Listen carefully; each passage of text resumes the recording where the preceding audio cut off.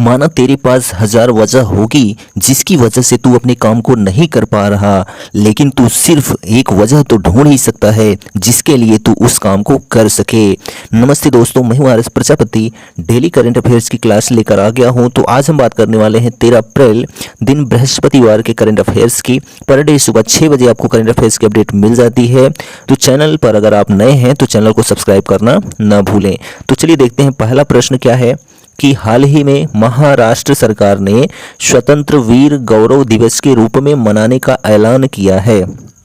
तो हाल ही में महाराष्ट्र सरकार ने स्वतंत्र वीर गौरव दिवस के रूप में मनाने का ऐलान किया है। तो 28 मई को, कब 28 मई को मनाने का ऐलान किया है कि सरकार ने, तो महाराष्ट्र सरकार ने।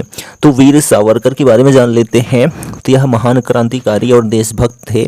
कौन? वीर सावरकर। ठीक है, तो वीर सावरकर जो है वो महान क्रांतिकारी और देशभक्त थे और इन्होंने अभिनव भारत सोसाइटी की स्थापना की थी। क्या की थी? अभिनव भारत सोसाइटी की स्थापना की थी। और इनका जो है 82 वर्ष की आयु में, कब? 82 वर्ष की आयु में इनका निधन हो गया था। कहाँ पर? मुंबई में ही जन्मे थे, मुंबई में ही इनकी मृत्यु हुई। किनकी? वीर सावरकर की। ठीक, तो ये पॉइंट आप याद रखेंगे। और महाराष्ट्र के मुख्यमंत्री एकनाथ शिंदे हैं। वीर सावरकर के रूप में जो है 28 मई को जो है मनाया जाएगा। क्या मनाया जाएगा? तो स्वतंत्र वीर गौरव दिवस। ठीक, चलिए दूसरा प्रश्न देखिए। हाल ही में पीएम मोदी राजस्थान की पहली वंदे भारत एक्सप्रेस का उद्घाटन किया है। तो हाल ही में पीएम मोदी राजस्थान की पहली वंदे भारत एक्सप्रेस का उद्घाटन 12 अप्रैल को किया है। कब किया है? 12 अप्रैल को किया है। कहां से कहां तक? तो जयपुर से नई दिल्ली के लिए जो है वंदे भारत एक्सप्रेस का उद्घाटन किया है प्रधानमंत्री नरेंद्र मोदी ने। और राजस्थान के मुख्यमंत्री जो है अशोक गहलोत हैं। कौन है? अशोक गहलोत मुख्यमंत्री हैं। कहाँ के? राजस्थान के। ठीक, और जो राज्यपाल हैं कलराज मिश्र हैं। कहाँ के? राजस्थान के।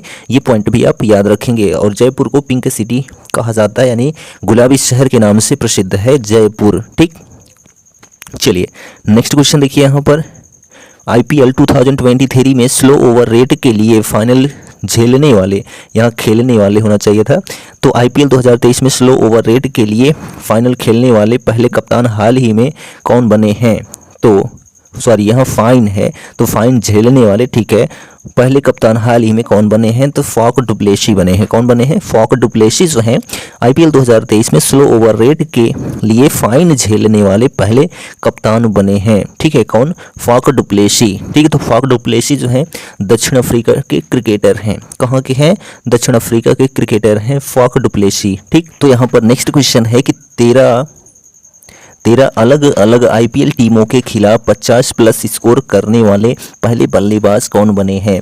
तो 13 अलग अलग आईपीएल टीमों के खिलाफ 50 प्लस स्कोर करने वाले पहले बल्लेबाज विराट कोहली बने हैं। कौन बने हैं? विराट कोहली बने हैं। नेक्स्ट प्रश्न है कि एलआईसी के चीफ इन्वेस्टमेंट ऑफिसर हाल ही में कौन बने हैं? तो एलआईसी के चीफ इन्वेस्टमेंट ऑफिसर हाल ही में रत्नाकर पटनायक बने हैं। कौन बने हैं? रत्नाकर पटनायक जो है वो चीफ इन्वेस्टमेंट ऑफिसर बने हैं एलआईसी के। तो एलआईसी का फुल फॉर्म क्या होता है? तो लाइफ इंश्योरेंस कॉरपोरेशन होता है, जिसकी स्थापना जो है 1 सितंबर 1956 को हुई थी। कब हुई थी? 1 सितंबर 1956 को इस एलआईसी की स्थापना की गई थी। कहाँ पर मुख्यालय है? तो मुंबई में है। और अध्यक्ष जो है वो एमआर कुमार हैं। कौन है? एमआर कुमार जो है वो अध्यक्ष हैं किसके? एलआईसी के। और चीफ इन्वेस्टमेंट ऑफिसर के रूप में किन्हें नियुक्त किया गया है? तो रत्नाकर पटनायक को। ठीक, चलिए नेक्स्ट प्रश्न है कि आईपीएल में सबसे तेज 100 विकेट लेने वाले भारतीय हाल ही में कौन बने हैं?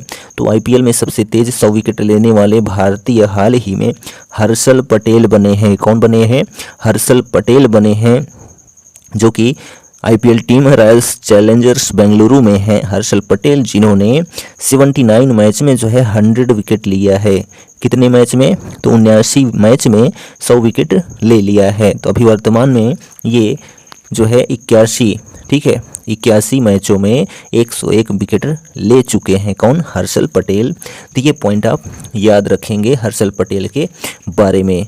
और उसके बाद इसमें जान लेते हैं थोड़ा कि आईपीएल इतिहास में आईपीएल इतिहास में सबसे तेज 70 मैच में 100 विकेट लेने का रिकॉर्ड श्रीलंका के लसिथ मलिंगा के नाम है।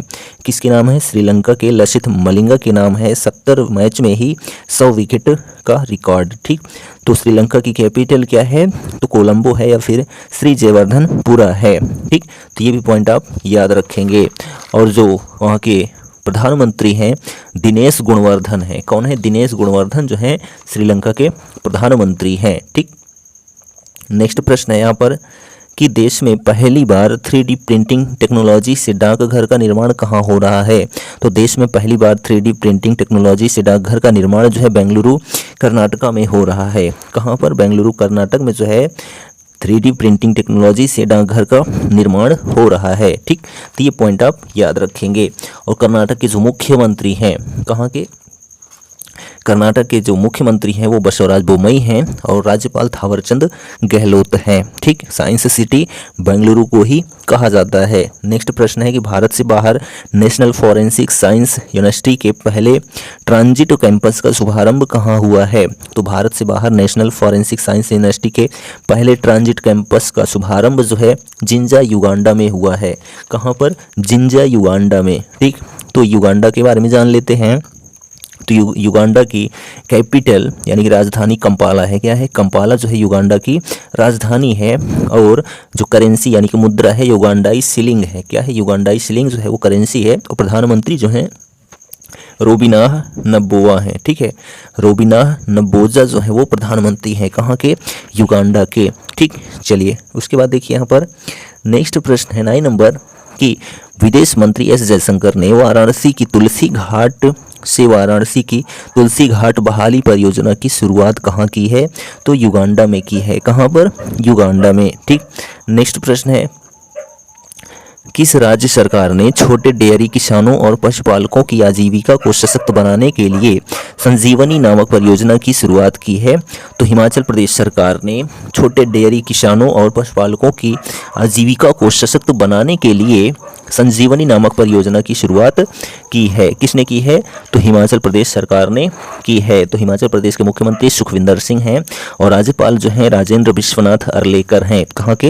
हिमाचल प्रदेश के। ठीक, नेक्स्ट प्रश्न देखिए 11 नंबर है कि वाशिंगटन में आयोजित वर्ल्ड वैक्सीन कांग्रेस 2023 में किस कंपनी को वैक्सीन इंडस्ट्री एक्सीलेंस यानी कि VIE पुरस्कार के तहत बेस्ट प्रोडक्शन या प्रोसेस डेवलपमेंट अवार्ड से सम्मानित किया गया है? तो भारत बायोटेक को, जो कि हैदराबाद में स्थित है। ठीक, तो यहाँ पर भारत बायोटेक के बारे में जान लेते हैं। तो ध्यान दीजिए, तो भारत बायोटेक जो है इसकी स्थापना 1996 में की गई थी। कब की गई थी? 1996 में भारत बायोटेक की स्थापना की गई थी। कहाँ पर? हैदराबाद में की गई थी। और अभी जो संस्थापक थे भारत बायोटेक के कृष्णा एल्ला थे। ठीक है, कौन थे? कृष्णा एल्ला जो है वो भारत बायोटेक के संस्थापक थे। तो ये सारे पॉइंट्स आप याद रखेंगे। नेक्स्ट प्रश्न देखिए यहाँ पर क्वेश्चन है कि नेशनल क्लाइमेट कॉन्क्लेव 2023 का आयोजन कहाँ हुआ है? तो नेशनल क्लाइमेट कॉन्क्लेव 2023 का आयोजन जो है वो लखनऊ उत्तर प्रदेश में हुआ है। कहाँ पर? लखनऊ उत्तर प्रदेश में। ठीक है, तो ये पॉइंट भी आप याद रखेंगे जहाँ के मुख्यमंत्री योगी आदित्यनाथ हैं। ठीक, नेक्स्ट प्रश्न देखिए यहाँ पर 30 नंबर है कि देश भर में वकीलों की डिग्री के सत्यापन के लिए सुप्रीम कोर्ट ने किनकी अध्यक्षता में उच्च स्तरीय समिति का गठन किया है? तो देश भर में वकीलों की डिग्री के सत्यापन के लिए सुप्रीम कोर्ट ने जस्टिस BS चौहान की अध्यक्षता में उच्च स्तरीय समिति का गठन किया है। ठीक, तो ये पॉइंट आप याद रखेंगे। और अभी वर्तमान में जो है जो मुख्य न्यायाधीश हैं सर्वोच्च न्यायालय के यानी सुप्रीम कोर्ट के, वो DY चंद्रचूड़ हैं। कौन है? DY चंद्रचूड़ हैं, जो कि 50वें नंबर के हैं। किस नंबर के हैं? 50वें नंबर के हैं। और 49वें नंबर के थे UU ललित। कौन थे? UU ललित थे। और पहले HJ कानिया थे, क्या उन सुप्रीम कोर्ट के जज। ठीक है, और सुप्रीम कोर्ट की स्थापना 26 जनवरी 1950 को हुई थी। तो ये भी पॉइंट आप याद रखेंगे। कब हुई थी? 26 जनवरी 1950 को। ठीक है, चलिए आगे बढ़ते हैं। यहाँ पर नेक्स्ट प्रश्न देखिए 40 नंबर की 12 अप्रैल 2023 को पूरे विश्व भर में कौन सा दिवस मनाया जाता है? तो 12 अप्रैल 2023 को पूरे विश्व भर में international day of human space flight दिवस मनाया जाता है।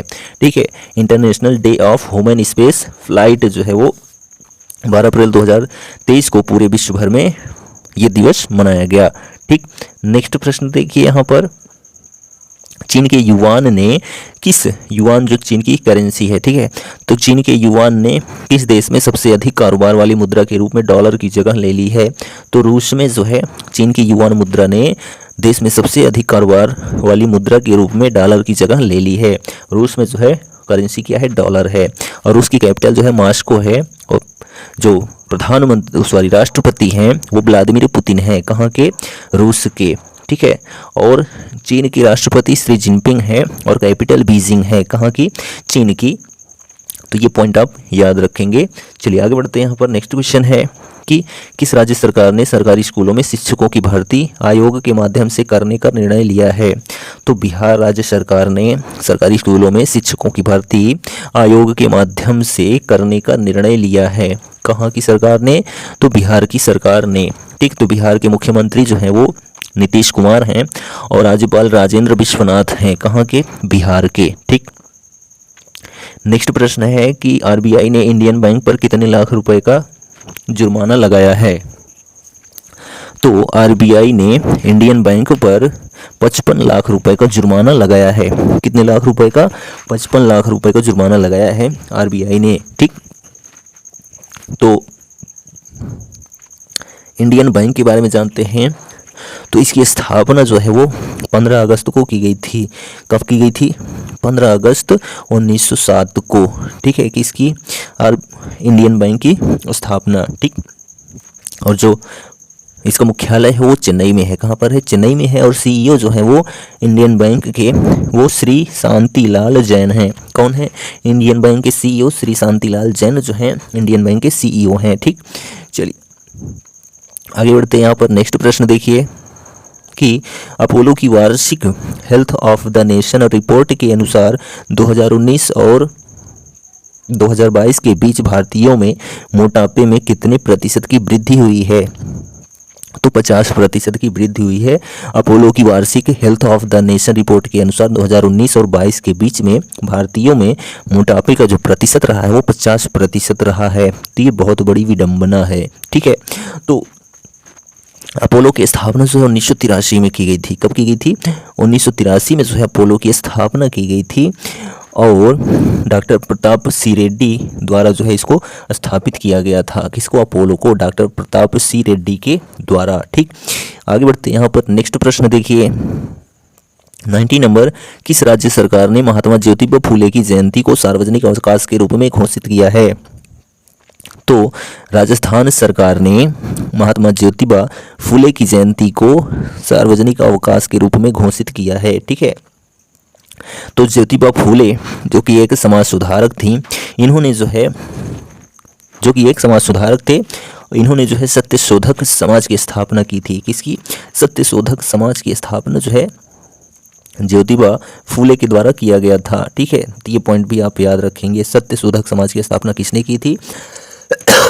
तो ज्योतिबा फूले ने की थी। ठीक है, कब की थी? तो 1873 में की थी। ठीक है, कब की थी? 1873 में की थी। और जो है इनका 11 अप्रैल को जन्म हुआ था।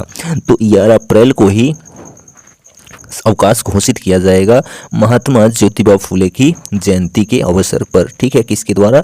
तो राजस्थान सरकार द्वारा। ठीक है, नेक्स्ट क्वेश्चन है, हाल ही में किस राज्य के राज्यपाल RN रवि ने राज्य में ऑनलाइन जुए पर प्रतिबंध लगाने वाले विधेयक को मंजूरी दी है? तो तमिलनाडु के जो हैं राज्यपाल RN रवि ने राज्य में ऑनलाइन जुए पर प्रतिबंध लगाने वाले विधेयक को मंजूरी दी है। कहाँ के राज्यपाल ने? तो तमिलनाडु राज्य सरकार के राज्यपाल ने। ठीक, तो ये पॉइंट आप याद रखेंगे। और MK स्टालिन जो है वो मुख्यमंत्री हैं। कहाँ के? तमिलनाडु के। ठीक है, चलिए नेक्स्ट क्वेश्चन देखिए कि हाल ही में किस राज्य का पहला सौर ऊर्जा संचालित पर्यटक पोत सूर्यांश कोच्चि में लॉन्च किया गया है? तो केरल राज्य का पहला सौर ऊर्जा संचालित पर्यटक पोत सूर्यांशु कोच्चि में लॉन्च किया गया है। कहाँ पर? केरल में, जहाँ की सबसे अधिक लिंगानुपात है, सबसे अधिक साक्षरता वाला राज्य है केरल। ठीक है, तो ये सारे पॉइंट्स से याद रखेंगे आप। और केरल के जो मुख्यमंत्री हैं पिनाराई विजयन हैं और राज्यपाल आरिफ मोहम्मद खान हैं, कहाँ के? केरल के। ठीक है, चलिए नेक्स्ट क्वेश्चन है, courting India England Mughal India and the origin of empire नामक एक नई पुस्तक किसने लिखी है? तो courting India England Mughal India and the origin of empire नामक एक नई पुस्तक को किसने लिखा है? तो इतिहासकार नंदिनी दास ने लिखा है। किसने लिखा है? इतिहासकार नंदिनी दास ने लिखा है। ठीक है, नेक्स्ट क्वेश्चन देखिए, किस राज्य की शतरंज खिलाड़ी सविता श्री ने भारत की 25वीं महिला ग्रैंड मास्टर का खिताब जीता है? तो तमिलनाडु राज्य की शतरंज खिलाड़ी सविता श्री ने भारत की 25वीं महिला ग्रैंड मास्टर का जो है खिताब जीता है। किसने जीता है? तो सविता श्री ने जीता है। किस राज्य की हैं? तो तमिलनाडु राज्य की हैं।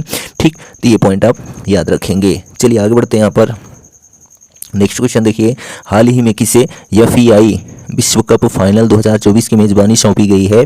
तो सऊदी अरब को। किसको सौंपी गई है? तो सऊदी अरब को सौंपी गई है। ठीक है, तो FIA क्या होता है? तो इंटरनेशनल इक्वेस्ट्रियन फेडरेशन होता है। क्या होता है? इंटरनेशनल इक्वेस्ट्रियन फेडरेशन जो है FIA का फुल फॉर्म होता है, जिसकी स्थापना 1921 में की गई थी। कब की गई थी? 1921 में। ठीक है, तो ये आप याद रखेंगे। और मुख्यालय इसका लुसाने स्विट्जरलैंड में है। ठीक, और इंगमार डी बोस जो है इसके संस्थापक हैं। ठीक है, किसके? FIA के CEO हैं। ठीक है, तो ये पॉइंट आप याद रखेंगे। तो FIA विश्व कप फाइनल 2024 की मेजबानी किसे सौंपी गई है? तो सऊदी अरब को सौंपी गई है। तो ये पॉइंट भी आप याद रखेंगे। ठीक है, चलिए आगे बढ़ते हैं। यहाँ पर नेक्स्ट क्वेश्चन देखिए, 25 नंबर, फ्रीडम हाउस की 2023 रिपोर्ट में किसको सबसे कम स्वतंत्र वाला देश बताया गया? दक्षिण सूडान और सीरिया के साथ रखा गया है। तो तिब्बत को। ठीक है, किसको? तिब्बत को। फ्रीडम हाउस की 2023 रिपोर्ट में तिब्बत को सबसे कम स्वतंत्रता वाला देश बताया गया है। दक्षिण सूडान और सीरिया के साथ रखा गया है। किसको रखा गया है? तो तिब्बत को रखा गया है। तो दक्षिणी सूडान की जो कैपिटल है वो जुबा है। क्या है? जुबा जो है राजधानी है दक्षिणी सूडान की, और स्थापना जो है दक्षिणी सूडान की 9 जुलाई 2011 को हुई थी। कब हुई थी? 9 जुलाई 2011 को दक्षिणी सूडान की स्थापना की गई थी। ठीक है, यानी राज्य बना, देश बना था। और राष्ट्रपति जो है वो सल्वा किर मर्याडिट हैं। कौन है? सल्वा किर मर्याडिट जो है वो राष्ट्रपति हैं दक्षिणी सूडान के। ठीक, तो ये याद रखेंगे। और उत्तरी सूडान के जो है खार्तूम जो है कैपिटल है। किसकी? उत्तरी सूडान की। ठीक, और यहाँ हम बात करते हैं सीरिया की। किसकी बात करते हैं? तो सीरिया की बात करते हैं। तो सीरिया की जो कैपिटल है यानी कि राजधानी है दमिश्क है। क्या है? दमिश्क है। और राष्ट्रपति जो हैं बशर अल असद हैं। कौन है? बशर अल असद जो है वो राष्ट्रपति हैं कहाँ के? सीरिया के। ठीक, और हम यहाँ बात कर लेते हैं फ्रीडम हाउस की। तो फ्रीडम हाउस की स्थापना 31 अक्टूबर 1941 को हुई थी। कब हुई थी? 31 अक्टूबर 1941 को जो है फ्रीडम हाउस की स्थापना की गई थी। और मुख्यालय वाशिंगटन DC में है। ठीक है, और संस्थापक जो है एलिनोर रूजवेल्ट थे। कौन थे? एलिनोर रूजवेल्ट जो है वो फ्रीडम हाउस के संस्थापक थे। और वर्तमान में अध्यक्ष जो है वो कौन है? तो माइकल अब्रामोविट जो हैं। कौन है अध्यक्ष? माइकल अब्रामोविट जो है वो अध्यक्ष हैं किसके? फ्रीडम हाउस के। तो यह हमारा 13 अप्रैल का करंट अफेयर्स कंप्लीट होता है। वीडियो कैसा लगा कमेंट करके ज़रूर बताइए। और चैनल पर पहली बार आए हैं तो चैनल को सब्सक्राइब करना ना भूलें। डेली की तरह आज भी हम आपसे कहेंगे, कर दिखाओ कुछ ऐसा कि दुनिया करना चाहे आपके जैसा। Thank you, good bye, take care.